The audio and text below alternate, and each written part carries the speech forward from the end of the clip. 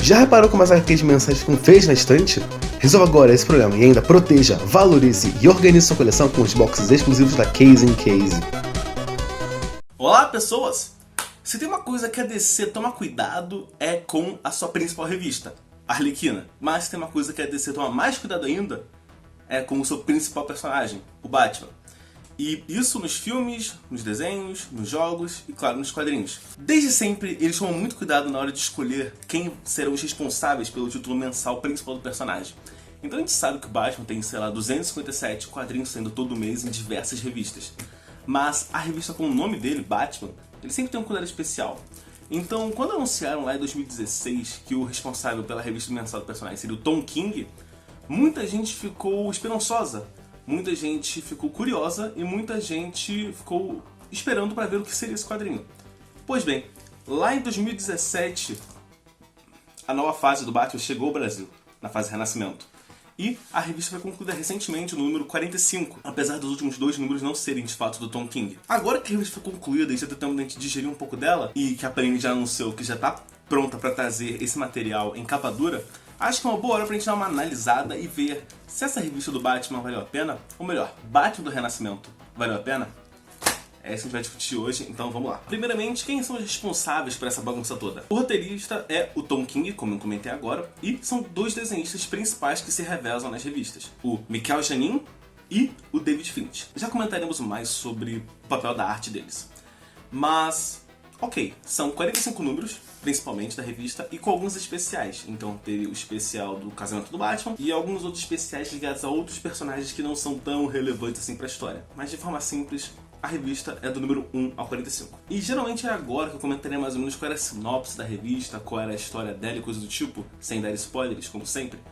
Mas a revista Tom King fez uma coisa bem diferente do que as que a gente vê tradicionalmente aqui no canal, ou que a gente analisa. A maioria dos quadrinhos tentam te convencer e te dar um gosto da história logo no número 1.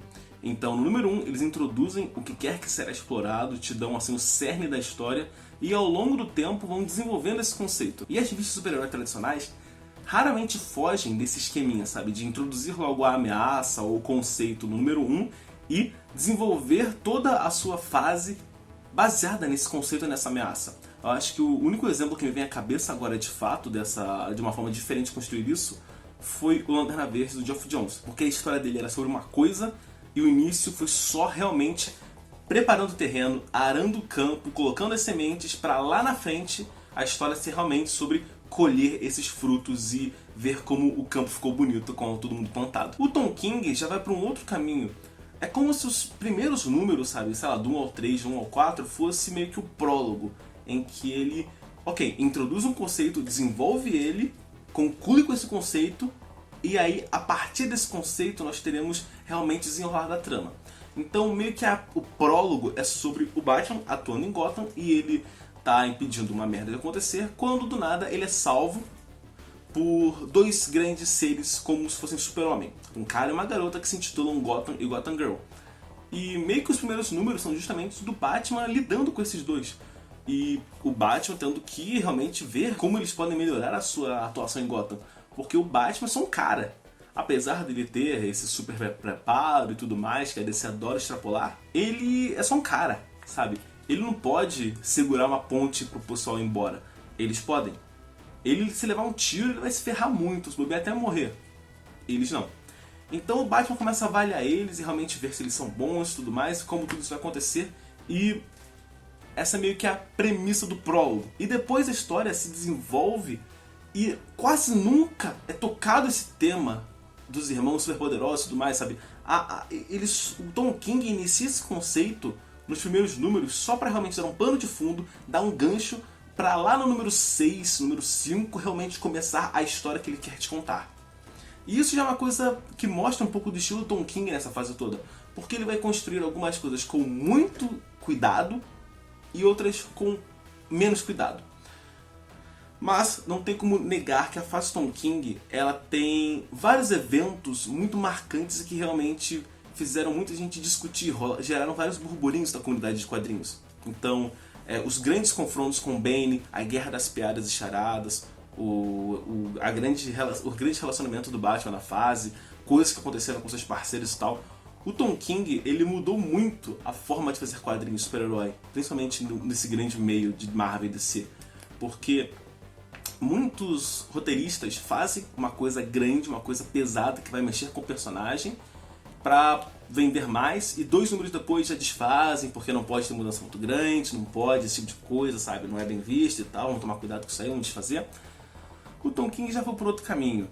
Ele fez eventos pesados, eventos grandes, mudanças importantes no personagem, e meio que é isso, vamos seguir a partir daqui. E se a editora quiser mudar isso depois, é problema dela, ela que se vire com isso depois. O meu trabalho é contar uma boa história e eu vou fazer isso do melhor jeito que eu puder.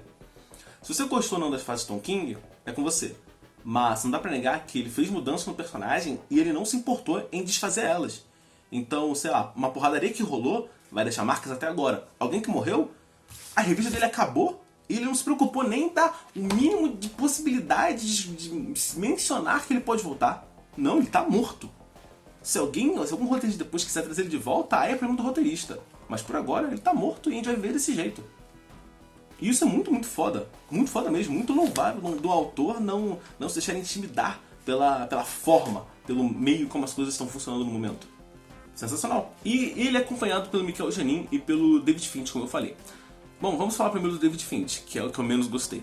O David Finch, ele tem um traço bem quadrinho de super-heróis, sabe? E eu gosto do jeito que ele transforma, do traço dele, ele consegue fazer os heróis realmente heróis, sabe? Você realmente olha pro Batman e fala, nossa, esse cara dá muita porrada, ele é muito foda, sabe? Ele deixa os personagens imponentes.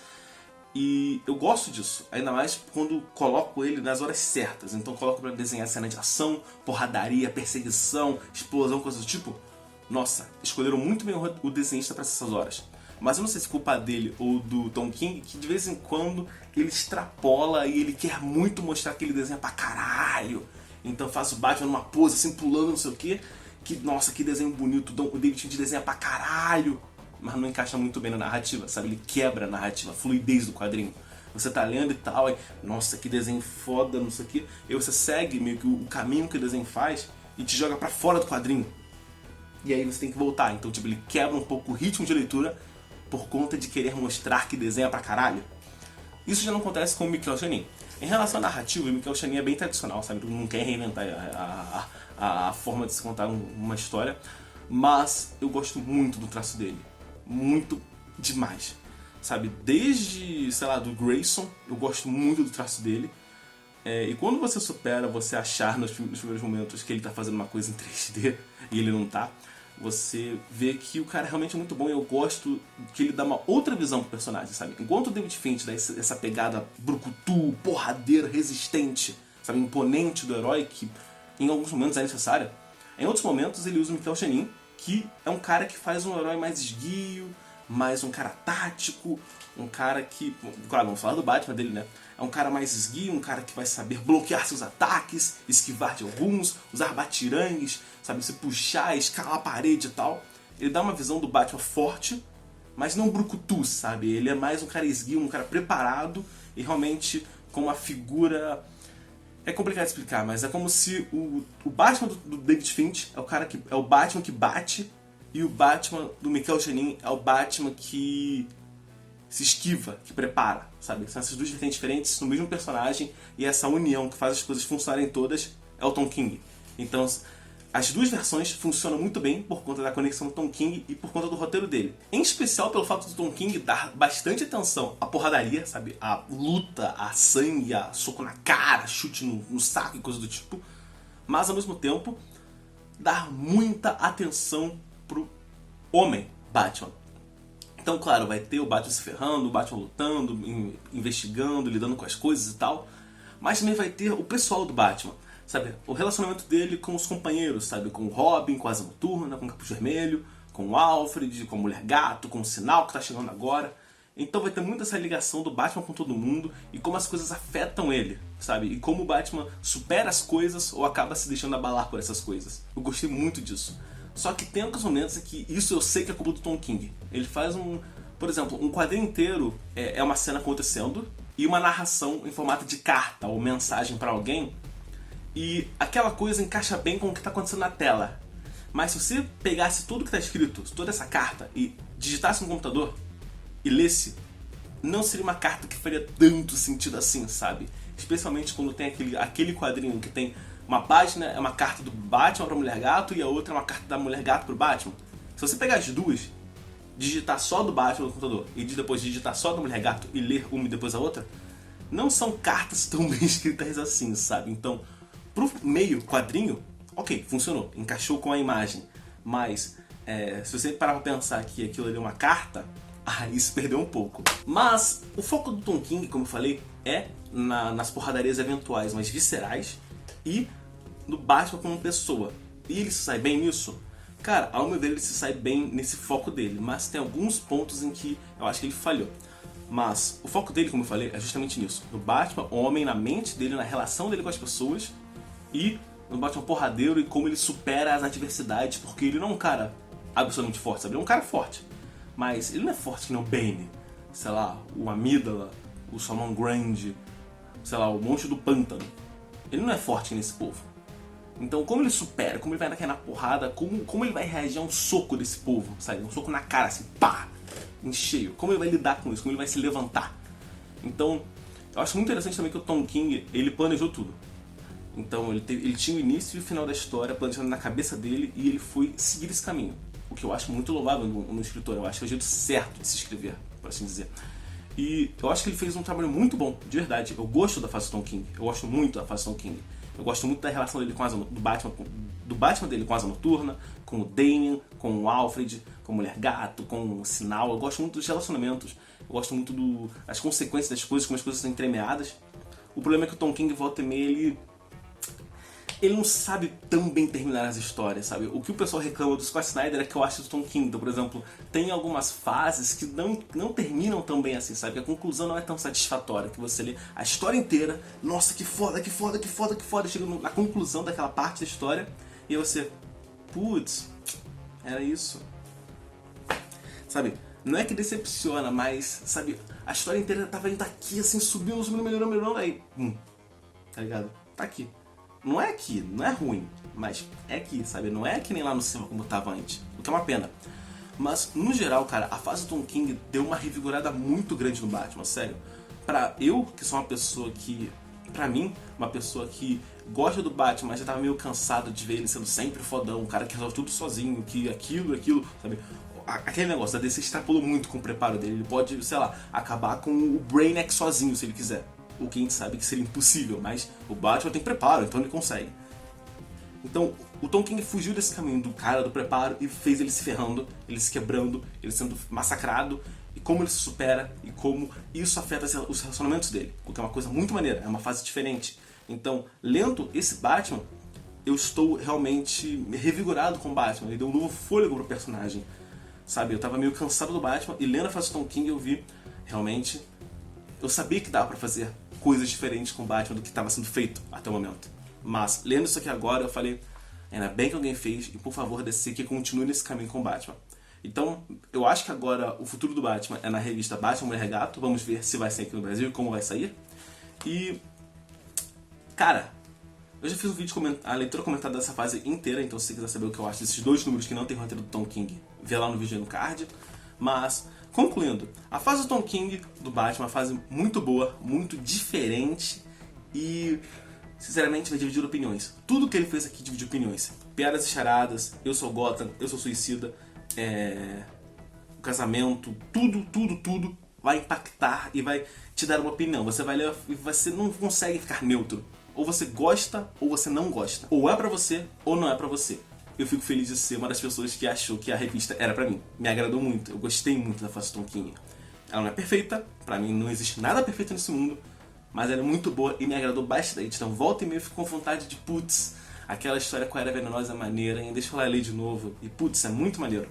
Apesar da conclusão nem sempre ser tão agradável quanto o início da história.